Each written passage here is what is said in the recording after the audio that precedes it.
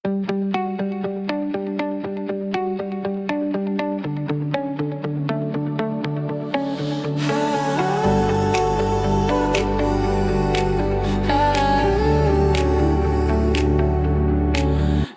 na preso, apan ng pulong nagapatayon si Jesus niabot na walang tanang kahadlok. Gikan sa kangit-ngit nato sa dagat sa Galilea.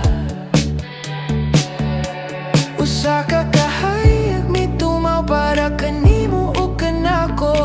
Oh, ang kangit-ngit na tapos ang kadlawon na niya na.